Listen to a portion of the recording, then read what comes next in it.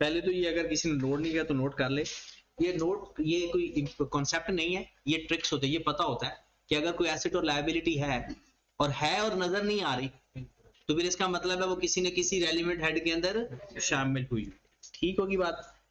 अब question number 17 हम देखते हैं। Heart sauce limited summarised financial statement, plant and machinery at cost और अक्यूमुलेटेड डेप्रिसिएशन आपको बताया हुआ है, कैरिंग अमाउंट बता दी, इन्वेंट्री रिसीवेबल बैंक, फिर उसके बाद total asset equity share premium और रिटेन अर्निंग, लोन दे दिया गया, bank overdraft, trade and other payable और टैक्स पे। अब यहां पर उसने प्रॉफिट बिफोर टैक्स दे दिया जो हमें जरूरत थी और 602 टैक्सेशन भी दे दिया। देखा the new loan raised during the year 5 years bank loan amounting 65,000, नया लोन रेज किया है 65,000 फाइनेंसिंग एक्टिविटी। अच्छा, अगर आपको कभी जिंदगी में लोन बनाना आ जाए तो लोन कुछ इस तरह से बनता है, ब्रॉड ऑन इधर कैड ऑन इधर, यहां पर लोन रेज आता है और यहां पर लोन वो बढ़ेगा तो रेज, कम होगा तो पेड। अगर कभी लोन की जरूरत पड़ जाए लोन के अकाउंट बनाने की तो ये इस तरह से। अब यहां पर देखिए interest charge during the year 156, interest charge, ये इंटरेस्ट एक्सपेंस बता दिया या पेड बता दिया? चार्ज मतलब एक्सपेंस। आगे कहता है interest accrued include in trade and other payable, लो ये तो उसने खुद ही बता दिया। अगर ये ना बताता तो फिर भी इंटरेस्ट जो शामिल था वो कहता है interest accrued include in trade and other payable 24,000 last year का पेबल और 54,000 मतलब ये आपको इंटरेस्ट पेबल का ब्रॉड ऑन और कैरिड ऑन बता दिया। Depreciation charge during the year 401, during the year plant was originally cost 65,000 69 और डिस्पोज कितना किया 41,000 का। ड्यूरिंग द ईयर 2 लाख आपने नए शेयर इश्यू किए, डिविडेंड डिक्लेयर्ड एंड पेड। अच्छा, रिटेन अर्निंग का लेजर हम तब बनाते हैं जब हमें प्रॉफिट चाहिए हो और डिविडेंड चाहिए। इस क्वेश्चन के अंदर रिटेन अर्निंग का लेजर बनाने की जरूरत नहीं, खत्म कर दें। नेक्स्ट आगे चलते हैं। हमारे पास प्रॉफिट है, डेप्रिसिएशन फॉर द ईयर है, इंटरेस्ट एक्सपेंस है, गेन या लॉस देख लेते हैं। अच्छा, अब सारी चीजें आपने ओके करनी है, आपके पास सारे लेजर्स हैं, आपको बनाने आते हैं, सिर्फ ये देखना है कौन सी चीज किस लेजर से मिलती है, बस। ये लिखा हुआ है ना ड्यूरिंग, उसने कॉस्ट दे दी और ये भी दे दिया बेचा कितने का। हाँ जी, हम इसकी एक्यूमुलेटेड ऑप्शन मिल जाए, ठीक है, इसका मतलब है डिस्पोजल की एक्यूमुलेटेड ऑप्शन अगर हमें मिल जाए तो काम हो सकता है। उसके लिए आप ऐसा करो, एक्यूमुलेटेड ऑप्शन का लेजर बनाओ, जो चीज चाहिए वो किसी दो लेजर में होती है, कोई भी चीज आपको चाहिए वो किसी दो लेजर्स में होती है, जिसकी इंफॉर्मेशन ज्यादा गिवन है वो लेजर बनाओ। आप ऐसा करो कि सवाल शुरू करने से पहले ना अक्यूमुलेटेड ऑप्शन का लेजर बनाओ। Accumulation 401 option for the year है और ऊपर broad on cad on given है। यहां पर अक्यूमुलेटेड ऑप्शन का लेजर बना लेते हैं। ब्रॉड ऑन कितना है, साथ साथ बनाते जाओ और साथ कैलकुलेटर भी अपना दे लो, साथ ही कहते कैलकुलेशन हो जाए। हाँ जी, एक्यूमुलेटेड ऑप्शन कितनी है 740 और कैरिड ऑन कितना है 112। डेप्रिसिएशन फॉर द ईयर भी हमें गिवन है 401। क्लोज करेंगे, हमारे पास डिस्पोजल की एक्यूमुलेटेड डेप्रिसिएशन आ गई। सॉरी,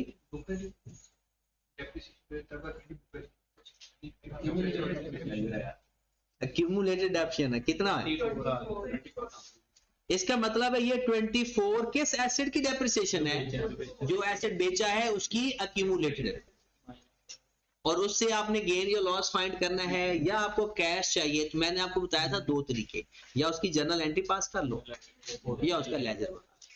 तो अगर हम जर्नल एंट्री पास करते हैं तो कैश डेबिट होता है, अक्यूमुलेटेड डेप्रिसिएशन भी डेबिट होती है। अच्छा, अगर एसेट बुक वैल्यू पे हो तो फिर अक्यूमुलेटेड डेप्रिसिएशन का वजूद ही नहीं होता। फिर हमारा पीपी क्रेडिट होता है, पीपी कितने का है 69 का, बेचा कितने का था 40 का, अक्यूमुलेटेड डेप्रिसिएशन कितनी आ गई, गेन आ गया, लॉस एसओपी। कैश फ्लो और एनपीओ के सवालों के अंदर सेम चीजें हैं। आप लोगों को डायरेक्ट इंफॉर्मेशन नहीं होगी, हम कोई लेजर बनाएंगे वहां से इंफॉर्मेशन आया करेंगे, बस इसके अलावा बाकी फॉर्मेट है। हिंट जरूर होगा कि कोई ना कोई हिंट आपको जरूर होगा। तो गेन या लॉस आ गया, अब सवाल शुरू। तो सबसे पहले हमने क्या लिखना है, हॉट सॉस लिमिटेड है,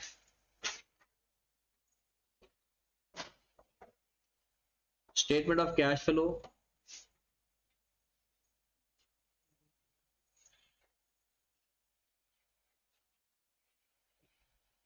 फॉर द ईयर एंडेड जो भी टाइम गिवन है, रुपीज एंड थाउजेंड है या मिलियन है, रुपीज एंड थाउजेंड। सबसे पहले काम क्या करेंगे, प्रॉफिट बिफोर, वही वो तो लिख रहे हैं ना, प्रॉफिट बिफोर टैक्स हमें गिवन है क्वेश्चन के अंदर, 1195 1195, add adjustment depreciation for the year 40, interest expense भी गिवन है, इंटरेस्ट एक्सपेंस एडिशनल इंफॉर्मेशन में गिवन था, बुक सामने है ना आपके, एडिशनल इंफॉर्मेशन में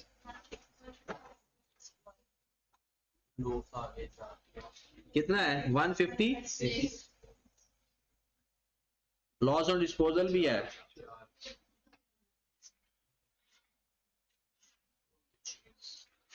हाँ जी, बाकी कुछ भी नहीं है, तो खत्म हो गया सवाल हमारा। हम लिखेंगे profit before working capital changes, कितनी अमाउंट है 1756, ठीक होगी बात। उसके बाद वर्किंग कैपिटल चेंजेस, चलिए जरा वर्किंग कैपिटल चेंजेस का तो हमने एक ही ट्रिक पढ़ा हुआ है, एक क्रॉस लेकर बड़े ध्यान से ये भी देखना है कि जिसको टिक क्रॉस कर रहे हो वो खालिस है ये मिलावट वाला, अगर उसके अंदर कुछ ऐसी चीज है जो कि cash and working capital changes में नहीं आनी तो उसको निकाल के करना है काम। जैसे इन्वेंट्री के बारे में कुछ नहीं बताया हुआ है, रिसीवर के बारे में भी कुछ नहीं बताया, बैंक छोड़ दे, फिर आ जाए बैंक ओवरड्राफ्ट छोड़ दे, ट्रेड एंड अदर पेबल के अंदर इंटरेस्ट पेबल शामिल है जो कि हमने वर्किंग कैपिटल चेंजेस के अंदर नहीं लेते, ये बात तो पता है ना। तो इस और टैक्स पेबल हम वैसे नहीं लेते, तो ऐसे करें 141 में से ओपनिंग माइनस कर दें और 152 में से क्लोजिंग माइनस कर देंगे। ओपनिंग क्लोजिंग का ऊपर लास्ट देख लो, हाँ जी पहले 14-15 है, बताएं जनाब कितना है ओपनिंग, कितना है 24 ओपनिंग है लास्ट ईयर का और 54 ओपनिंग में से ओपनिंग माइनस कर दें,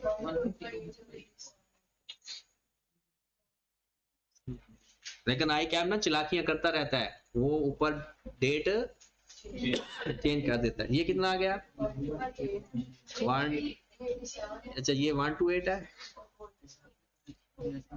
कितना 87, ये बात समझ लगी कि क्यों ऐसा किया। चले जी, इंटरेस्ट इसके अंदर ऐड है। अच्छा अगर लायबिलिटी ऐड हुई है ना तो वो आपस में प्लस हो चुकी होती है, कभी अगर एसेट और लायबिलिटी इकट्ठे हो तो लायबिलिटी उसमें माइनस हो चुकी होती है, तो अगर उसमें इग्नोर करना है ना तो वापस ऐड करना है। प्लस हुआ है तो माइनस कर दो, माइनस हुआ है तो प्लस कर दो, वो इफेक्ट खत्म हो जाता है। हाँ जी, तो पहले इन्वेंट्री से देख लें। 203 से 843 इन्वेंट्री इंक्रीज कितने से? 640 से। रिसीवेबल 147 से 84, रिसीवेबल भी इंक्रीज कितने से? 37 से। फिर पेबल उनको नेट करने के बाद स्टॉक इंक्रीज करने से तो परचेज का इफेक्ट आ जाएगा, कॉस्ट ऑफ सेल परचेज में कन्वर्ट हो जाएगा। हाँ, receivable increase cell credit sale का इफेक्ट नहीं खत्म करना, क्रेडिट सेल का खत्म हो जाएगा। ये ऐसा हो सकता है ना कि हो सकता है क्रेडिट सेल्स भी हो उसके अंदर, तो वो रिसीवेबल का डिफरेंस एडजस्ट कर देंगे, तो वो जितनी क्रेडिट सेल्स हैं वो एडजस्ट हो जाती हैं। अगर कम क्रेडिट कैश ज्यादा रिसीव हुआ है तो ये ऐड हो जाएगा, अगर कम कैश रिसीव तो ये माइनस हो जाता है, उसका डिफरेंस एडजस्ट कर देता है। इसके बाद क्या लिखा है हमने? अकाउंट पेएबल कम या ज्यादा? 128 से 87 कम हुआ कितने से? 40। ठीक होगी बात क्या? ट्रेड पेबल, ट्रेड पेबल पहले तो इनमें से इंटरेस्ट पेबल निकाल दिया ना, क्योंकि वो हम यहाँ लेते नहीं, पता है ना इस बात का या नहीं? अब हमारा 128 ओपनिंग है, 87 क्लोजिंग है, डिक्रीज हो रहा है, तो डिक्रीज इन लायबिलिटी कितना आ गया? 103। उसके बाद इंटरेस्ट पेड और टैक्स पेड दोनों ही हैं। इंटरेस्ट पेड ओपनिंग 24 था या 24 प्लस फॉर द ईयर कितना है? ये ना गिवन है, 156 था मेरे ख्याल में, माइनस 50 कितना? 12 टैक्स पेड। हाँ जी, टैक्स का भी broad on cash on given है 470 plus for the year tax कितना है? 600 माइनस 602, ये भी 602 ही है।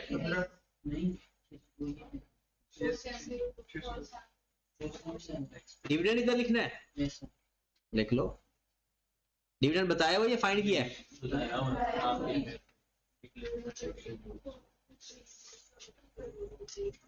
Dividend paid 230। लो जी, सवाल हमारा होगा net cash flow from operating activity.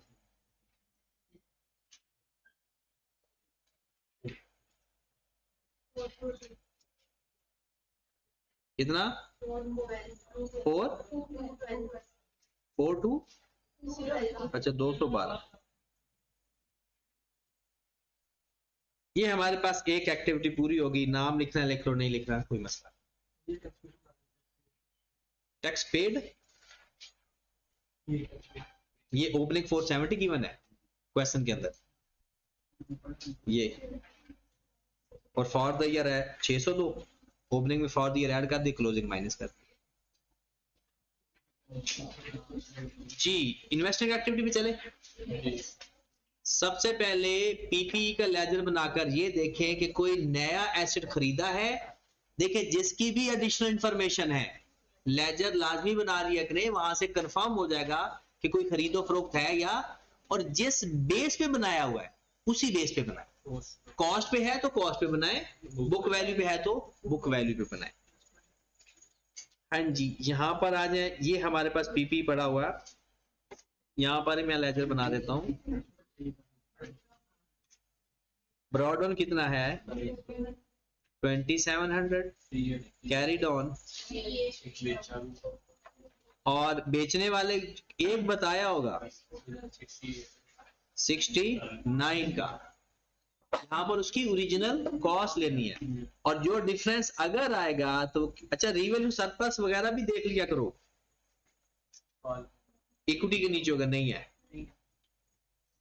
तो यहाँ पर हमारे पास आ जाएगा कैश, कितना पूरा पूरा, ये 1200 के आपने नए एसेट खरीदे। रीवैल्यू सरप्लस पीपी में क्रेडिट करते हैं, सरप्लस से हमारा एसेट ज्यादा होता है तो डेबिट होगा, है इस साल का फॉर द ईयर आपने देखना है कि एंट्री में पीपी डेबिट हुआ है तो डेबिट कर दो, क्रेडिट हुआ तो क्रेडिट। वो सरप्लस सरप्लस पे इफेक्ट नहीं ना कैश लेजर में आता है, बस कैश तो है ही नहीं। हाँ जी, purchase of PPE, purchase of property plant and equipment 1200, cash from disposal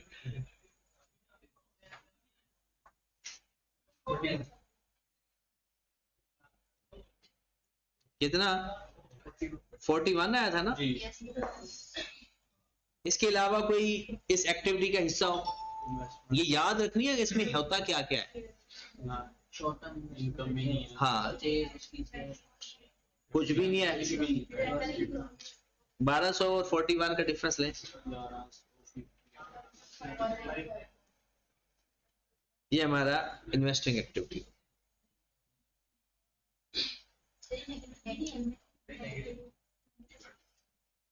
उसके बाद फाइनेंसिंग एक्टिविटी, हाँ जी 740 से 940। अब ये कि सर इसको भी हम लेजर बना लें क्योंकि इसकी भी एडिशनल इंफॉर्मेशन, उसने कहा 200 शेयर नए इशू किए हैं एट द रेट ऑफ ₹1 और 200 का डिफरेंस आ रहा है तो लेजर बनाने की जरूरत ही नहीं है। वही वाला जो उसने बताया हुआ है ना 200 शेयर्स इशू किए हैं वही बताए तो हुए हैं। तो इंक्रीज इन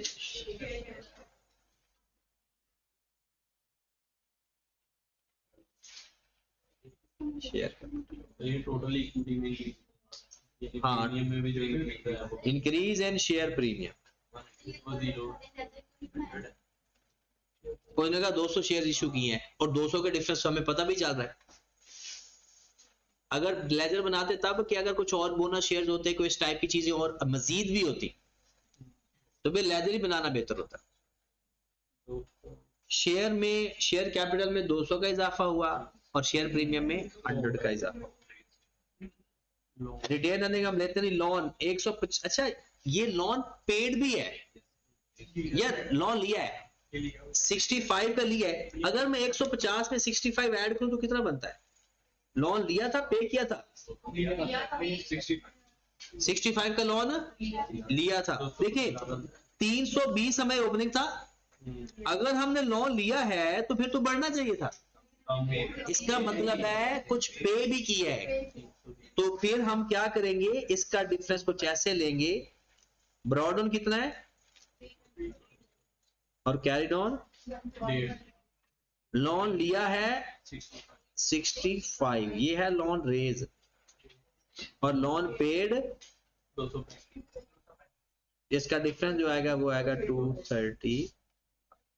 तो जो लोन रेज है वो हमारा इनफ्लो और जो लोन पेड है अक्सर स्टूडेंट कहते हैं कि सर इसको नेट करके लिख सकते हो, लेकिन प्रेजेंटेशन में बेहतर है अलग अलग लिखो, लोन रेज और लोन पेड, वरना तो इसका डिफरेंस ही लिख लेते हैं ना डायरेक्ट, इसको नेट करके लिखेंगे आंसर में फर्क वही तो नहीं आएगा।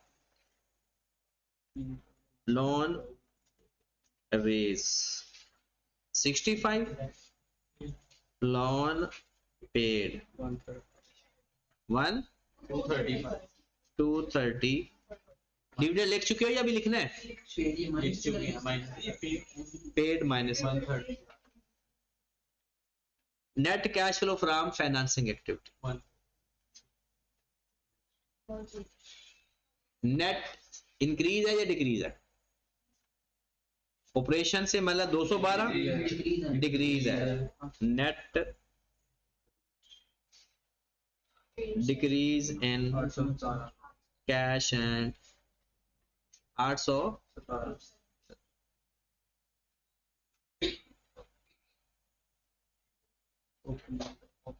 एड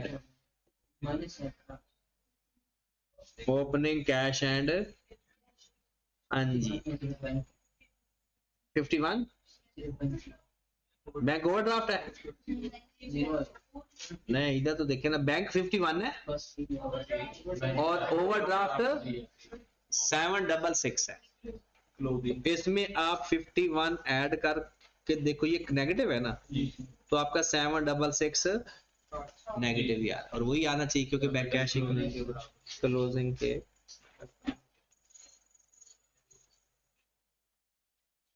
इसमें जो सवाल है वो, अगर आपको कोई बात नहीं समझ लगी कोई लेजर में, अभी तो ये पक्का होना है, अभी ये फॉर्मेट याद होगा, फिर इसकी एडजस्टमेंट, अभी ये बेसिक वाली एडजस्टमेंट है, लेकिन अब कोई एडजस्टमेंट, क्योंकि IAS 40 आपने पूरा पढ़ा हुआ है, 20 आपने पूरा पढ़ लिया हुआ है, स्टेटमेंट चेंज एंड इक्विटी पूरा पढ़ा हुआ है, IAS 16 याद नहीं है वो अलग बात है। जब मैं एंट्री पास करूंगा ये नहीं होगा कि आप कहोगे समझ नहीं लगी। अच्छा, जो क्वेश्चन नंबर 20 है ना, वो तो ऐसे ना छोटू सा सवाल है, वो आपने खुद कर लेना है। कल क्वेश्चन 1 किया था हमने या नहीं? ये 21 कर लिया था। चलो फिर आओ 23 पे। ये पास पेपर हमारे कल ही स्टार्ट हो गए थे।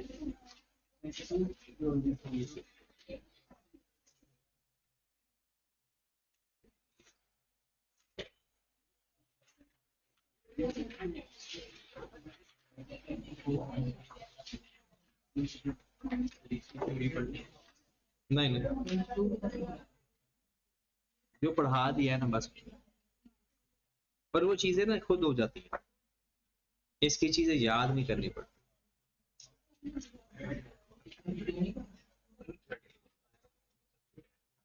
वो अभी ये थ्योरेटिकल क्वेश्चन किया तो है, 2-3 और भी करेंगे, इस साल भी वो ही आया है, वो भी कल करेंगे। इस साल भी थ्योरेटिकल है, लेकिन इस अब आपकी दफा ना सवाल आएगा, ज्यादा चांस सवाल के हैं, और अगर वो थ्योरेटिकल में जाएगा तो NPO में जाएगा। ये एक लकी अटेम्प्ट है। वैसे तो इसमें मैं पहले भी कहता हूँ, फेल होने के लिए थोड़ी हिम्मत चाहिए, पास होने के लिए तो साफ साफ पता है कि अगर मैं आपको 100% कंफर्म दूं कि यहाँ से सवाल लेने, तो फिर भी कोई फेल होता है तो फिर अलग, चैप्टर तो बताया जा सकता है, तो बता दो कितनी दफा दिया। देखिए ना, रेशियो का और 33 और ISB फ्रेमवर्क, ये आपके 3 सवाल पक्के हैं, तीनों में से सवाल आता है, और मिनिमम 25 नंबर, मिनिमम इन तीनों में से। हाँ, वो आपको आते हैं या नहीं आते वो बात की बात है, सवाल लाजमी आने थी। रेशियो 33 मतलब EPS और IASB फ्रेमवर्क, ये 25 नंबर कंफर्म है। 30, 28, 27, 29 इस ये रेंज है। हाँ, वो तो एक दो ही रहते हैं, उसके 2 सवाल रहते हैं बस, इसके अलावा सारे हो चुके हैं। उसके बाद आपका ये स्टेटमेंट चेंज एंड इक्विटी और IAS 8 और रेक्टिफिकेशन ऑफ एरर, ये आपके कम अज कम 15 नंबर है इस दफा मिनिमम। उसके बाद NPO और कैश फ्लो, इन दोनों में से टोटल अगर आप मिला के भी मैक्सिमम जाएंगे 20 से 24 नंबर तक वो चला जा सकता है, 20 से 24, यानी दोनों को मिला के 25 नंबर तक भी कह सकते हो।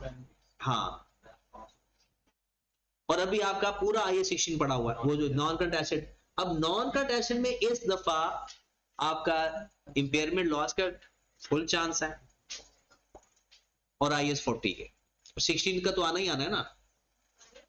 IAS 40 इन्वेस्टमेंट प्रॉपर्टी, इस दफा 23 और 20 को शायद वो MCQs में जाकर टेस्ट करे, या ऐसे कोई छोटा मोटा सवाल दे दे, वरना उसने 40 का सवाल भी अच्छा खासा बना सकता है, और 36 तो आना ही आना है।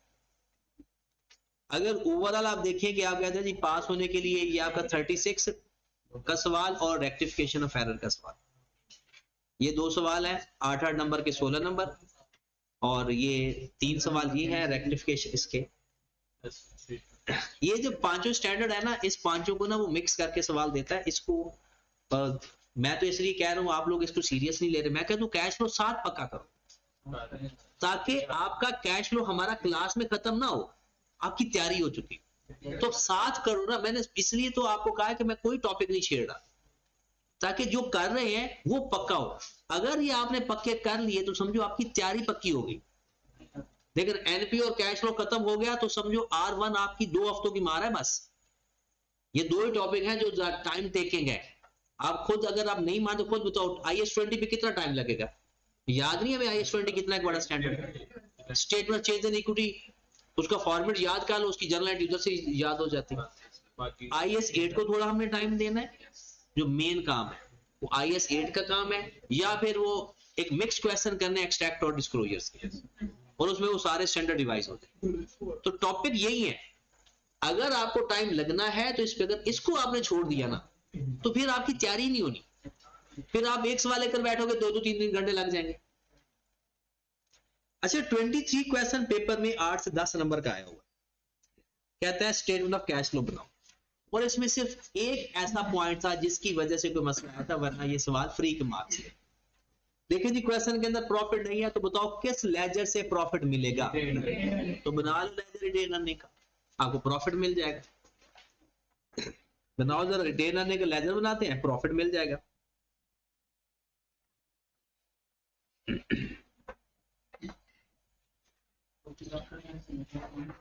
एक दफा क्वेश्चन पढ़ लो अगर पढ़ना है तो। आपके पास शेयर कैपिटल है, रिटेन अर्निंग है, रीवैल्यूएशन सरप्लस है, प्रॉपर्टी प्लांट एंड इक्विपमेंट है, वर्किंग कैपिटल है अदर देन कैश, और कैश कुछ मिला के बता दिया। Final dividend was paid, dividend भी बता दिया। एडिशनल प्रॉपर्टी 14 मिलियन, ये भी बता दिया। Tax expense for the year 2.4, और टैक्स पेएबल है पिछले साल का और इस साल का, ये भी बता दिया गया। अच्छा पहले तो रिटेन अर्निंग का लेजर बनाओ ना, बना लिया है? नहीं, जब तक कोई हिंट ना बताया हो तो नहीं करना है। वो एक्सेस डेप्शन वही है ना, वो तब करते होते हैं जब ब्रॉड ऑन कितना है आपका रिटेन अर्निंग का 33.8, कैरी ऑन कितना है जी? डिविडेंड गिवन है क्वेश्चन के अंदर, एंड पे 3 खत्म हो गया आपका, पैट आ गया जी। रिवैल्यूएशन सरप्लस, अल्लाह के बंदो उसकी एंट्री पास करो। क्या वो रिटेन अर्निंग के अंदर कभी जिंदगी में आया सरप्लस? और वो एक्सेस डेप्रिसिएशन आती होती है। OCI टू रिटेन अर्निंग जो करते हो ना, वो एक्सेस डेप्रिसिएशन होती है,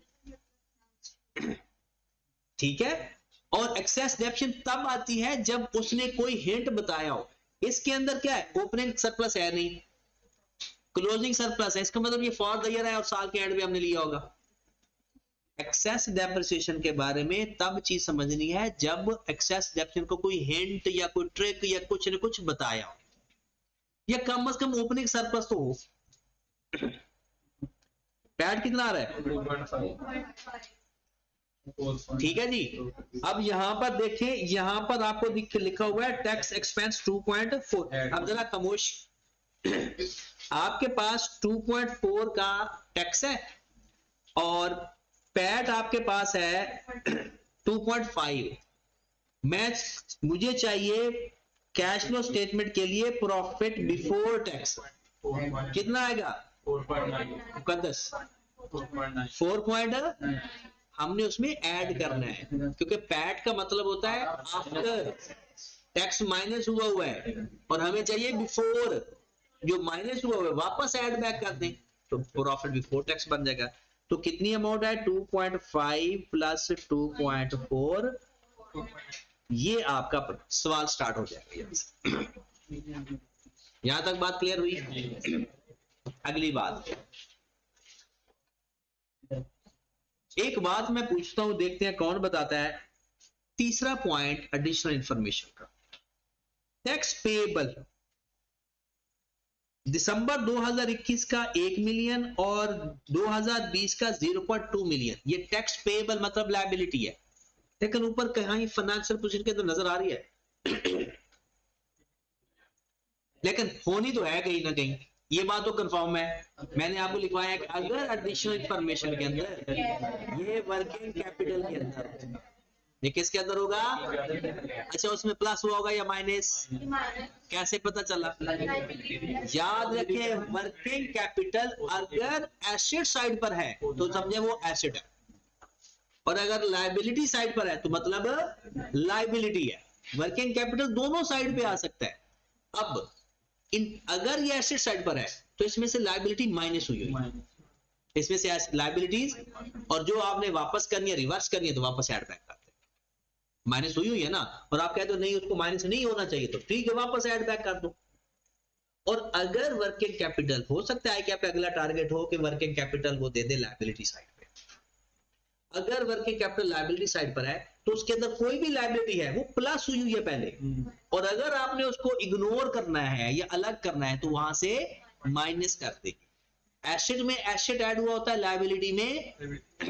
अब आपका एसेट साइड पर है वर्किंग कैपिटल, आपका वर्किंग कैपिटल एसेट साइड पर है, तो हमने क्या करना है, इसमें से जो टैक्स है इसमें प्लस करें या माइनस? Tax payable. अच्छा, क्यों कर रहे हैं प्लस? नहीं चलो माइनस हुआ हुआ क्यों कर रहे हैं, रहने दे।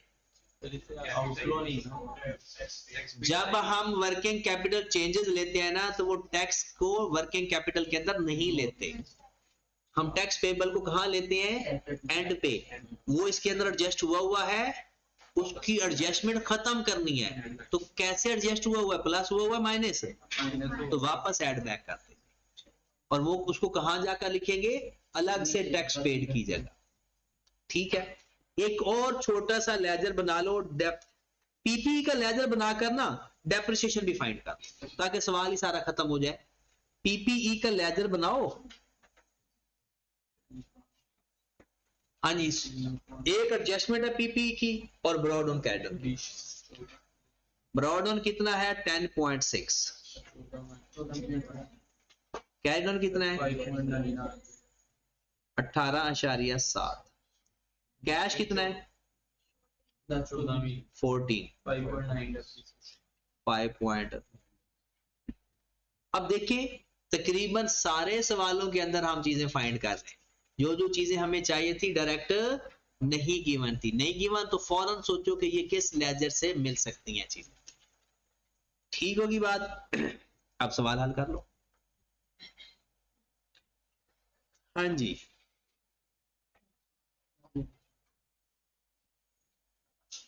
अब ये 2 मिनट में सवाल आपका हो जाना है। सबसे पहले क्या लिखेंगे? Profit before tax. कितनी अमाउंट? 4.9। रेफरेंस भी देना है पेपर में, रेफरेंस दिए बगैर सवाल नहीं करना, और वर्किंग भी साफ साफ करनी है। एडजस्टमेंट, डेप्रिसिएशन, वर्किंग नंबर 2 कह लें, या जो भी आप वर्किंग का नंबर देंगे पेपर के अंदर। कितनी है ये? ना कोई टैक्स है, सॉरी ना कोई इंटरेस्ट है, ना कोई गेन लॉस है, खत्म होगी बात। Profit before changes in working capital कितना आ जाएगा? 10. अब क्या करना है? वर्किंग कैपिटल, ये वर्किंग कैपिटल दिया हुआ है आपको, डायरेक्ट इसका चेंज ले ले या इसके अंदर टैक्स भी एडजस्ट हुआ हुआ है? कैश तो वैसे बाहर है, तो इसका मतलब है वो पहले टैक्स इसमें एडजस्ट करें। वो कहते हैं टैक्स इसके अंदर शामिल है, तो निकालो। कैसे निकालोगे? प्लस करोगे माइनस? प्लस करेंगे, क्योंकि वो पहले माइनस हुआ, तो कर दो प्लस। ओपनिंग में ओपनिंग ऐड, क्लोजिंग में सॉरी, बिल्कुल करते हैं, करना है। यहां पर रिवर्स सरप्लस 4 का आया हुआ है, ये भी करना है, रिवर्स सरप्लस भी करना है, क्योंकि ये फॉर द ईयर सरप्लस है, क्योंकि ब्रॉड ऑन तो 0 था, सरप्लस का ब्रॉड ऑन 0 है, और साल के एंड पे जो कैरिड ऑन आ रहा है, तो इसका मतलब है ये कौन सा सरप्लस है? ये फॉर द ईयर। डेप्रिसिएशन कितनी आ गई? 9.9। डेप्रिसिएशन कितनी आ गई? 9.9। यहां पर कर लें जनाब 9.9। ये कितना आ जाएगा फिर? 14.8। अच्छा अब जाए वर्किंग कैपिटल में। वर्किंग कैपिटल में हम क्या करेंगे, ओपनिंग कितना वर्क टैक्स 0.2, इसमें 0.2 ऐड बैक करते, ये कितना हो जाएगा 18। इसमें से कितना ऐड करना है, इसमें 1 ऐड बैक करते, ये कितना हो जाएगा 25 अब वर्किंग कैपिटल का चेंज ले लें, इंक्रीज या उसने सारे वर्किंग कैपिटल को इकट्ठा ही बता दिया, कितने से increase in working capital 7.5, increase है तो माइनस हो जाएगा। कैश जनरेटेड फ्रॉम ऑपरेशन, हाँ जी, अगर लाइबिलिटी होती ना तो फिर वर्किंग कैपिटल एसेट साइड पर है तो एसेट की तरह ट्रीट करना है, और अगर लाइबिलिटी साइड पर होगा तो लाइबिलिटी की तरह ट्रीट करना। ज्यादा थी और एसेट कम थे, नेट होकर वो बच गया था। Cash generated from operation 11.7.3। अब आ जाएगा, इंटरेस्ट तो है नहीं, टैक्स पेड, टैक्स अब रोड ऑन कितना था 0.2 प्लस फॉर द ईयर कितना था टैक्स 2.4 माइनस कैरिड ऑन कितना है 1, तो करो जरा 1.6। ये हमारी ऑपरेटिंग एक्टिविटी पूरी हो, कितना 5 ये सवाल छोटा सा था लेकिन पूरा था, हर चीज इसके अंदर उसने पूछी है। परचेज ऑफ पीपी कितने से, सेल वगैरह कुछ नहीं बताई हुई, खत्म होगी बात, इन्वेस्टिंग एक्टिविटी भी खत्म हो गई, नहीं इसमें माइनस नहीं करना, हर एक्टिविटी का अलग कैश फ्लो रखना। हाँ जी, आ जाए जरा अब फाइनेंसिंग एक्टिविटी पे। शेयर कैपिटल में क्या चेंज आ रहा है 10 से 11, 1 से, और डिविडेंड कितना पे किया है 3.4, increase in share capital 1, dividend paid कितना 3.4, हाँ जी, नेट चेंज कितना आ गया 2.4 नेगेटिव। चलो जी, a plus b plus c 5.7 minus 14 minus 2.4, net decrease in cash and cash equivalent 10.7 negative, add opening cash and cash equivalent 15.4, answer किसके बराबर आना चाहिए 4 पॉइंट, तो 15 पॉइंट, ये हमारा आंसर। ठीक होगी बात, सॉरी किस चीज का, क्यों, उसकी एडिशनल इंफॉर्मेशन है तो फिर तो सबके लेजर बना लेंगे, जिसकी एडिशनल इंफॉर्मेशन होगी उसका लेजर बनाएंगे, वरना ठीक है। अभी आपको 5 मिनट